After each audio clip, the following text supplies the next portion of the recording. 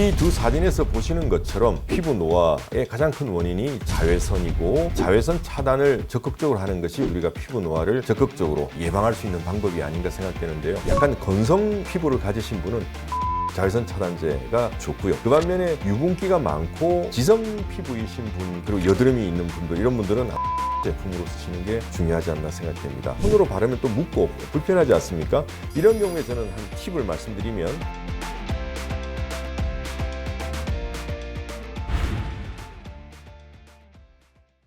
안녕하세요. 모델로 피부과 서구일입니다. 자외선이 피부 노화의 주범인 건 다 아시는 사실이고요. 그래서 일상생활에서 자외선 차단제를 바르는 것이 어떻게 보면 그냥 일상처럼 되어 있다 보니 많은 분들이 잘 알고 있으리라 생각하지만 또 부분적으로는 헷갈리시는 포인트도 있어서 오늘은 자외선 차단제 어떻게 잘 바를 것인가에 대해서 말씀드리겠습니다.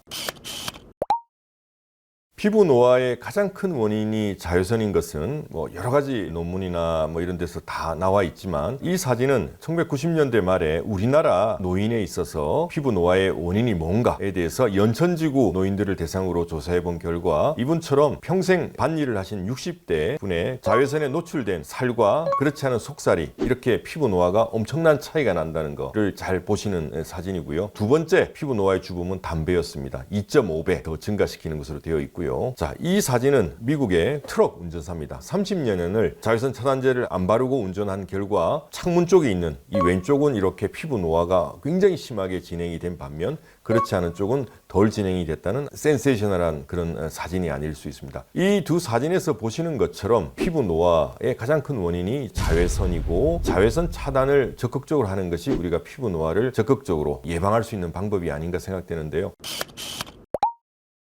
가장 손쉽게 하는 자외선 차단 방법이 자외선 차단 크림을 바르는 것이겠죠. 자외선 차단제 하면 요즘 들어서 많이 헷갈리시는 부분 중에 무기자차, 유기자차 이런 얘기를 많이 들어보셨을 겁니다. 저도 처음에 좀 헷갈렸는데 무슨 차인지 무슨 얘기인지 헷갈렸었는데, 이게 이제 무기화합물 자외선 차단제, 무기자차 줄여서 그렇게 얘기하는 거고요. 유기화합물 자외선 차단제를 유기자차 이렇게 이해하시면 되겠습니다. 그래서 무기자차는 징크 옥사이드나 티타늄 옥사이드 같은 무기질 성분이 빛을 그대로 반사시키는 거예요. 그러면 우리 피부에 닿지 않고 자외선이 반사가 되니까 피부를 보호해주는 그런 기전으로 자외선이 차단되는 거고요. 유기자차는 유기화합물이 피부에 침투가 돼서 유기화합물 성분이 자외선을 흡수한 다음에 열로 분해해서 방출하는 그런 메커니즘이 바로 유기자차라고 보시면 됩니다. 그러다 보니까 이게 어떤 게 좋냐 나쁘냐 논란이 좀 많이 있는데요. 장단점만 이해를 하시면 되겠습니다. 무기자차는 즉각적으로 효과가 나타나죠. 이게 반사시키는 거니까 바르자마자 바로 반사가 되니까 자외선 차단 효과도 그만큼 더 좋고, 특히나 장파정의 UVA, 우리 집 표면에 도달하는 90%가 UVA인데요. UVB는 이게 급성 반응을 일으키지만 실제 이제 UVA가 90%를 차지하고 또 피부 노화에도 관여를 하는데, 특히 UVA를 무기자차 성분이 더 잘 차단하는 것으로 되어 있죠. 그리고 바르는 즉시 효과가 나타나기 때문에 바르고 바로 나가면 효과가 나오고, 그래서 야외 활동을 많이 하는 경우에는 이 무기자차가 좀 더 낫지 않나 싶고요. 그 반면에 이제 유기자차는 바른 다음에 피부에 흡수가 돼서 적어도 한 20-30분 있다가 효과가 이제 나오거든요. 그래서 만약에 유기자차를 바르고 즉각적으로 야외 운동을 해버리면 20-30분 동안에는 아무래도 효과가 떨어지겠죠. 그래서 내가 즉각적으로 자외선 차단 효과를 봐야 되겠다, 이런 경우에는 무기자차를 바르시는 게 더 현명한 판단이지 않나 생각이 되고요.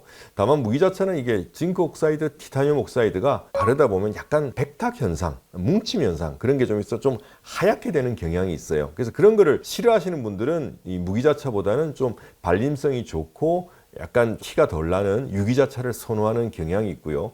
그래서 실내 활동을 많이 하고 바깥에는 그냥 가끔 나가는 정도, 이런 경우에는 유기자차도 괜찮지 않나 생각이 됩니다. 그래서 최근에는 그 두 가지의 장점을 합친 무기자차와 유기자차를 같이 혼합한 혼합자차 자외선 차단제도 많이 판매되고 있습니다.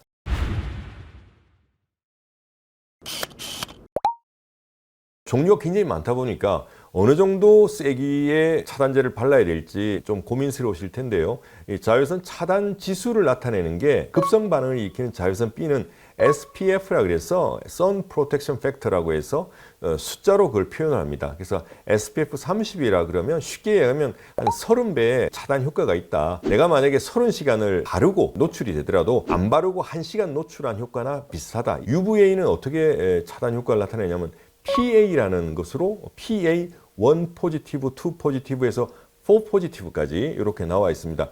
요 포지티브의 숫자는 대략 2배씩 늘어난다. 그래서 1 포지티브는 2배 차단이 된다. 만약에 4개 같으면은 2 곱하기 2 곱하기 2 곱하기 2 해서 2의 4승 16배 차단이 된다. 이렇게 생각하시면 됩니다.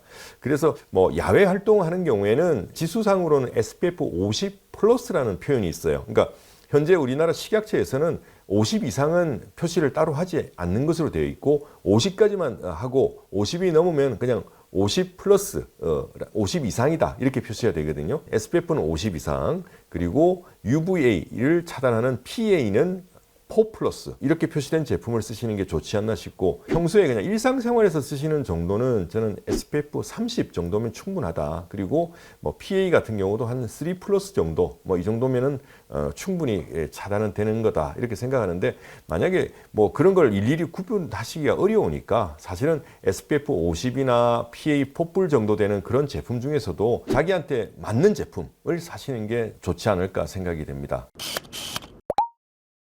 피부 타입별로 제형을 조금 달리 하시는 것도 좋습니다. 약간 건성 피부를 가지신 분은 크림 타입의 자외선 차단제가 좋고요. 보습력 있는. 그 반면에 좀 유분기가 많고 지성 피부이신 분, 그리고 여드름이 있는 분들, 이런 분들은 아무래도 그런 유분기 적은 제품으로 쓰시는 게 중요하지 않나 생각됩니다.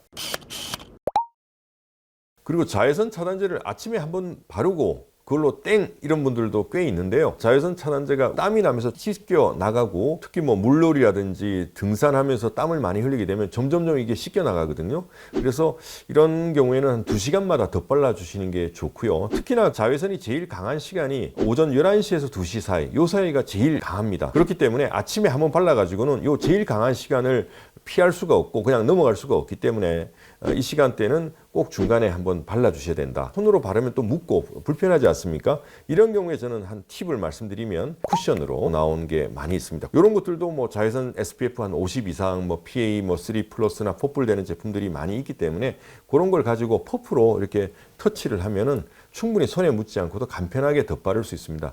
그래서 요즘 골프장에 가보면 분칠하는 남자들이 꽤 많습니다. 중간중간에 그늘집에서 이 쿠션으로 바르는 분들이 많죠. 왜냐하면 이게 손에 묻으면 아무래도 미끌거리니까 쿠션을 이용하면 훨씬 간편한 것 같습니다. 실내 그냥 형광등이나 LED 등에 의해서만 되는 경우에는 바르나 안 바르나 전혀 상관이 없습니다. 그러나 장파장의 자외선 A는 창문을 뚫고 들어오거든요. 그래서 빛이 잘 드는 실내 환경에서 근무하는 분들 같으면 자외선 차단제를 발라야 된다고 생각합니다. 물론 이런 경우에는 땀을 많이 흘리지 않기 때문에 아침에 한번 바르시는 걸로 충분하지 않나 생각이 됩니다.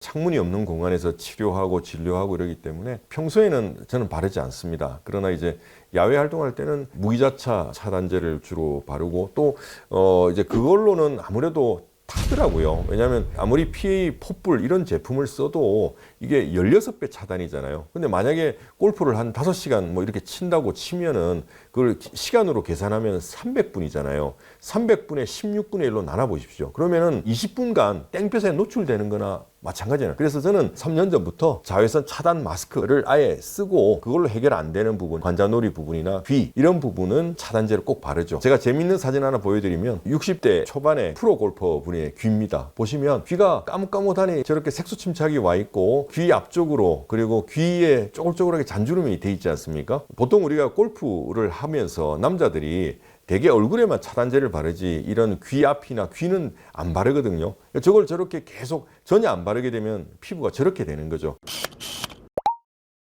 자외선 차단제를 바르신 경우에는 단순한 그냥 일반 폼 클리저 말고 오일 클린저나 워터 클린저, 리바이 리무버 같은 좀 더 세정력이 높은 제품으로 모공을 꼼꼼하게 화장솜으로 닦아내시고 그 다음에 폼 클렌징이나 뭐 젤 클렌징으로 이중 세안을 해야 된다는 거, 이게 굉장히 중요합니다. 저도 골프 라운딩 마치고 샤워할 때는 항상 화장솜을 들고 가서 보통 한 뭐 4개 내지 5개 정도 사용해서 닦아냅니다. 그러면 완전히 그냥 노랗게 다 묻어 나오거든요. 그러니까 그걸 하지 않으면 이 모공에 그대로 남아 있는 거죠. 그러면 모공을 막아서 여드름이나 그런 트러블 같은 것도 생길 수 있고, 특히 그 무기자차 바르시고 나서 반드시 그 클렌징을 잘 해주셔야 된다는 거 그거 꼭 좀 부탁드립니다. 오늘은 일상적으로 늘 사용하는 자외선 차단제 사용법에 있어서 좀 놓치기 쉬운 부분들 포인트에 대해서 좀 짚어드렸습니다. 다음 이 시간에 더 좋은 내용으로 찾아뵙겠습니다. 안녕히 계십시오.